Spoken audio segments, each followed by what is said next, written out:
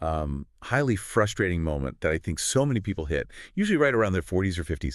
You wake up, maybe you even got a full 8 hours of sleep, but you were just, to the bone exhausted. Oh, yeah, the invisible wall. Right. Or suddenly you're dealing with this low-level anxiety that just creeps in out of absolutely nowhere. It's totally maddening. It really is. And I think the most maddening part is that all the health and wellness habits that work perfectly for you in your 20s and 30s, I mean, the quick runs, the skipping breakfast, those late-night work sprints, they have just inexplicably stopped working. Yeah, it's that profound realization that your internal environment has shifted, and suddenly you feel like a stranger in your own skin.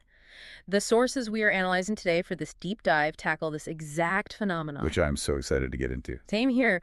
They examine what happens to women in their 40s, 50s, and 60s, specifically highlighting a mechanism called the biological switch. And the text offers this really powerful reframe right from the first page, which is simply, you are not broken. Okay, let's unpack this. Because the immediate human reaction to those old habits failing is to assume, well, we are doing something wrong. We think we've lost our willpower or that our bodies are simply breaking down. Exactly. We immediately blame ourselves. Right. But the way I'm conceptualizing the information in this deep dive is kind of through the lens of technology. It's like you are trying to run old legacy software on a completely new operating system. That is a brilliant analogy. Like the software isn't necessarily bad, right? But your Windows 95 programs are absolutely going to crash if you try to force them to run on a modern architecture.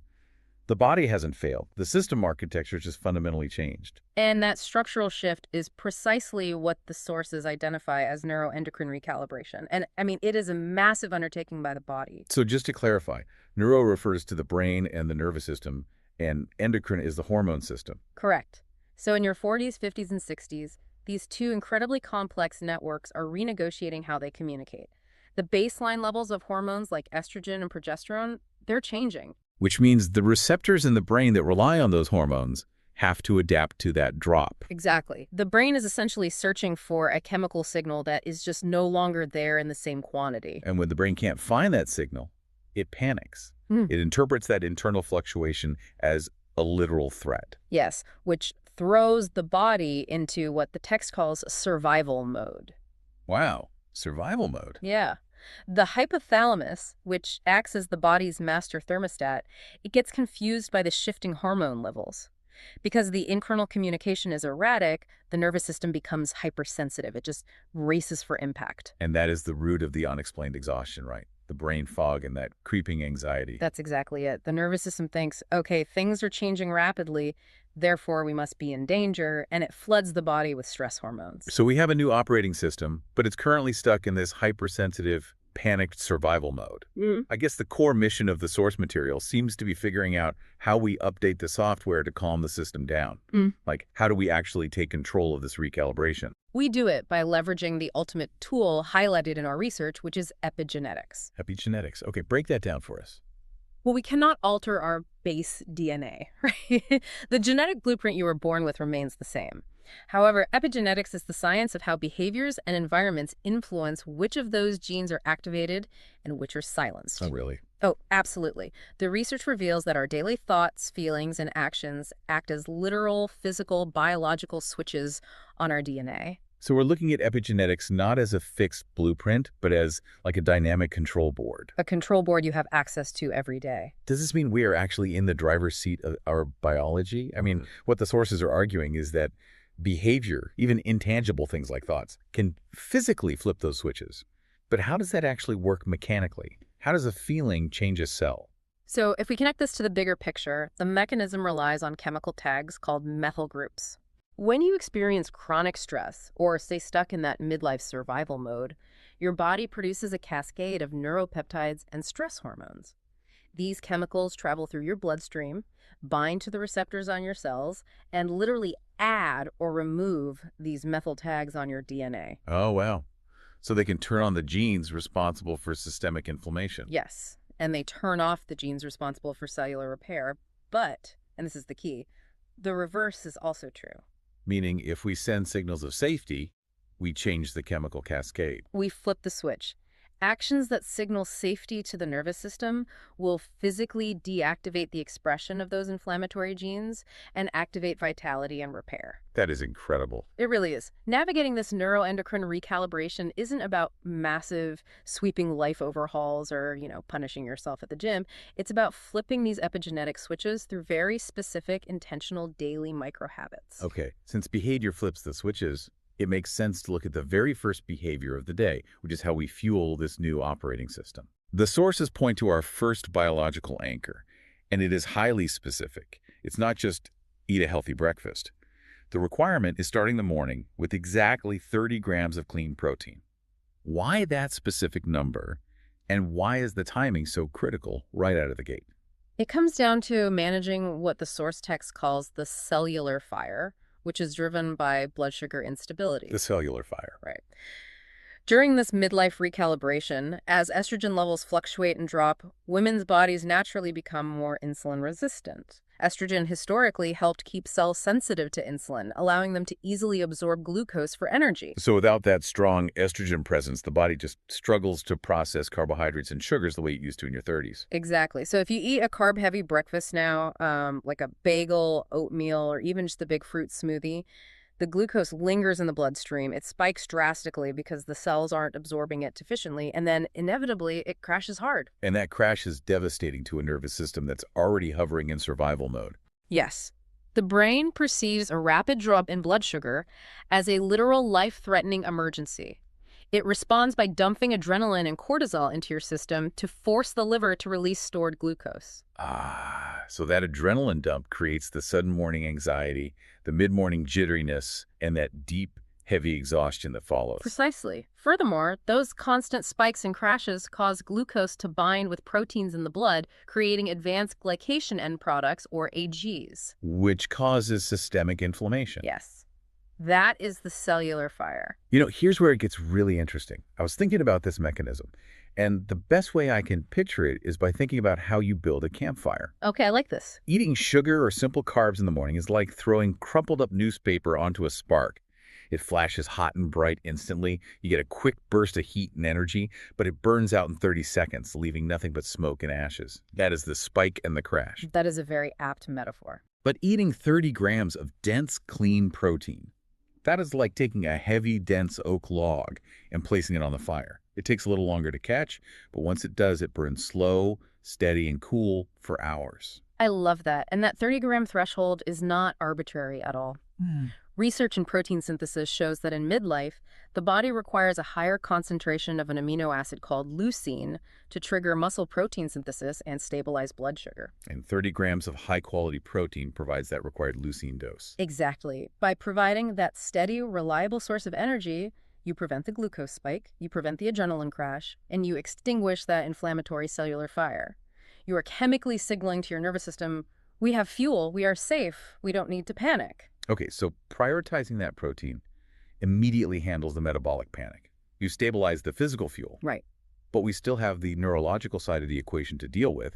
The brain is still adjusting to the new hormone levels. The source material suggests a second daily anchor to reset the brain's internal fear center. And this is the morning all walk. Yes, this habit is designed to manually override the sympathetic nervous system. The protocol is to step outside for a quick morning walk, but it comes with two very strict biological parameters. Okay, what are they? First, you must engage what is called panoramic vision, and second, absolutely no phones allowed. Okay, I have to play the skeptic here and challenge the practicality of this. Go for it. I understand why doom scrolling the news is bad for stress, but I want to push back on this panoramic vision requirement. I mean, panoramic vision makes sense if you're hiking in the Rocky Mountains or walking along a beautiful beach. But what if you live in a dense, concrete city? Or what if it's freezing outside? Does simply looking at a wider field of view, rather than just looking straight ahead down the sidewalk, actually shift our biology? What's fascinating here is that the benefit has nothing to do with the majesty of the scenery. Really? Really. It is purely about the underlying neuroscience of the optic nerve and our visual fields. The human eye operates in two distinct modes. You have foveal vision and peripheral vision. Foveal vision is our narrow, sharp focus. It's what we use to read text on a screen. Physiologically, narrowing our focus is directly tied to the sympathetic nervous system, the fight or flight response. Oh, wow. So imagine you are a hunter-gatherer and a predator appears in the brush. Your pupils dilate and your vision literally tunnels in on the threat to track it. Precisely. Tunnel vision is a biological trigger. It tells the amygdala, the fear center of the brain, that we are tracking a danger. Okay, I see where this is going. So when you wake up, roll over, and immediately stare at the narrow 6-inch box of your phone, you are manually locking your eyes into foveal vision. Even if you are just reading a completely benign email, you are mechanically signaling to your brain that you are tracking a threat. You are reinforcing that midlife survival mode. Oh my gosh. So the brain maps digital urgency to physical predators. We are artificially keeping the alarm bells ringing just by the way we are focusing our eyes. Which is why the panoramic vision, or optic flow, is the antidote. When you go outside and let your gaze widen, taking in the horizon, the tops of the buildings, the sky, the periphery of the street, you are engaging your peripheral vision. Just softening the gaze. Yes, when visual images flow past you as you walk and your eyes are relaxed and wide, it sends a direct mechanical signal through the optic nerve to the autonomic nervous system that the environment is safe. Because logically, if we were being chased by a predator, we wouldn't have the luxury of taking in the wider landscape. Exactly, the biological logic. Widening your gaze physically deactivates the amygdala. It suppresses the release of cortisol. This state of visual openness triggers neuroplasticity, allowing the brain to rewire itself out of a state of chronic anxiety. That is wild. And it also resets your baseline dopamine levels for the rest of the day. So you don't need a beautiful forest. You just need to walk and let your eyes take in the widest possible field of view without staring at a fixed point. So by leaving the phone inside and intentionally shifting how we use our eyes for just 10 or 15 minutes, we are flipping another epigenetic switch. We're turning off the genes associated with hypervigilance and turning on the pathways for calm. Yes, exactly. All right, so we've cooled the metabolism with a dense oak log of protein, and we've widened the visual field to calm the amygdala. But life still happens. What about the external stressors we inevitably face? A tough meeting, a conflict with a family member, just the general friction of daily life. Yeah. How do we keep the system from crashing then? That brings us to the third daily anchor. We transition from internal metabolic and neurological stability to external emotional resilience. The source material emphasizes the absolute necessity of the oxytocin anchor. Yeah, oxytocin anchor. Yes, the specific protocol is to protect your social resilience through either a 20-second hug or a dedicated 15-minute intentional connection call with someone you care about. So what does this all mean? I've had to challenge this one too. I figured you might. Well, a 20-second hug sounds lovely in theory, but what if you live alone? Or what if you work remotely and spend most of your day isolated in a home office? Does the source material address how you build this oxytocin anchor if you aren't physically surrounded by people to hug? It does, and it clarifies why the 15-minute connection call is just as biologically potent. But to understand why, we really need to look at what oxytocin actually does. We culturally dismiss it as just the cuddle hormone or something that just makes us feel warm and fuzzy. Right, like a greeting card sentiment. Exactly. But in the context of neuroendocrine recalibration, oxytocin is a heavy-duty chemical buffer against stress. Okay, so how does it mechanically buffer the stress? When you experience daily friction, your body releases cortisol. Over time, that elevated cortisol breaks down tissues, it disrupts sleep, and it causes that deep exhaustion we talked about. Oxytocin is the biological antagonist to cortisol. When oxytocin is released into the bloodstream, it actively dilates blood vessels, which lowers blood pressure. It slows the heart rate. It stimulates the vagus nerve, which pulls the body back into a rest and digest parasympathetic state. Wow, so it is a tangible shield for your nervous system. It truly is. So the background noise of midlife stress is still happening, the deadlines, the traffic, the conflicts. But the oxytocin physically blunts the body's reaction to it, so the internal alarm doesn't ring as loudly. And getting that release requires crossing a specific biological threshold. A quick obligatory pat on the back or sending a quick text message with a smiley face emoji does not trigger an oxytocin release. It has to be more substantial. Yes. The nervous system requires sustained evidence of safety to release the hormone. That means about 20 seconds of sustained physical contact. But for those living alone or working remotely, the alternative is the 15-minute call. How does a phone call trigger a physical hormone? Through vocal tone and focused attention.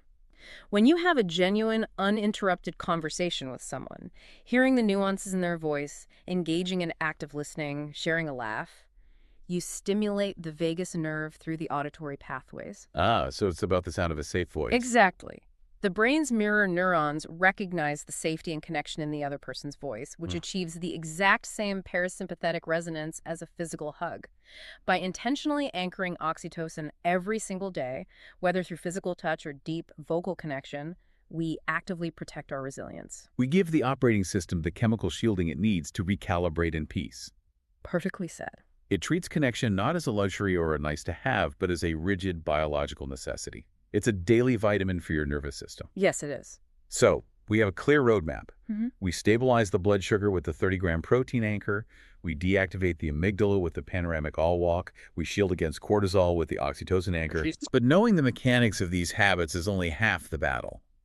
The source material takes a crucial pivot toward the end. It addresses the overarching psychological framework required to actually implement these changes. Yes, the authors are adamant about this point. Force, punishment, and guilt will not flip the biological switch to vitality. I think this might be the most impactful part of the entire deep dive. The source gives us what it calls the Transformation Manifesto, and the core philosophy is distilled into a single, incredibly powerful sentence. Let's hear it. Stop shaming the body you have for the biology you used to have. It is a profound instruction. Think about how much of our 40s and 50s is spent in deep frustration, trying to whip our bodies into submission. We use the tools that worked in our 20s. We try extreme calorie restriction. We try high-intensity interval training that leaves us depleted. We try to force the old software to run. And when it inevitably crashes the system, we shame ourselves. We do. We think we are lazy or undisciplined. But what this manifesto makes clear is that vitality in this new phase of life cannot be bullied into existence. You cannot force a recalibrating, panicked nervous system into feeling safe by starving it or exhausting it. Vitality must be grown. It is cultivated gently through the consistency of these small epigenetic signals of safety. I find that profoundly liberating. Yeah. It completely removes the guilt of your old habits failing. You didn't lose your willpower, your operating system just upgraded. Exactly. And it replaces that heavy guilt with a highly actionable, incredibly gentle roadmap for this new stage of life. Eat a dense, nourishing amount of protein to feel grounded. Walk outside and look at the sky to calm your mind.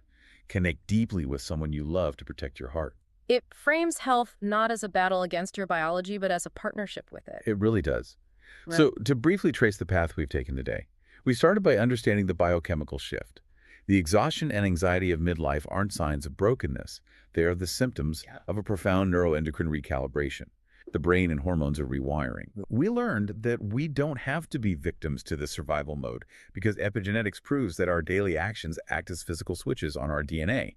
And we can flip those switches toward vitality using 3 specific anchors: cooling the cellular fire with 30 grams of morning protein, deactivating the fear center through panoramic vision on an all walk, and buffering against daily cortisol with the deep connection of an oxytocin anchor.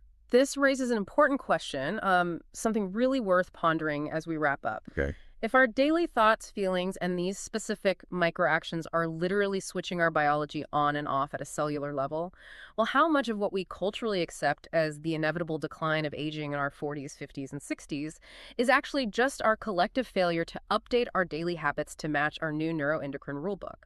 Oof. That is the million-dollar question, isn't it? Are we inherently breaking down, or are we just stubbornly running the wrong software? We want to thank you so much for joining us on this deep dive into the research. We hope you take that manifesto to heart today. Stop shaming the body you have for the biology you used to have. And tomorrow morning, when you wake up, before you reach over and check that phone, try flipping just one of those switches. Put a dense oak log on the fire, widen your gaze, and see just how beautifully this new operating system can run.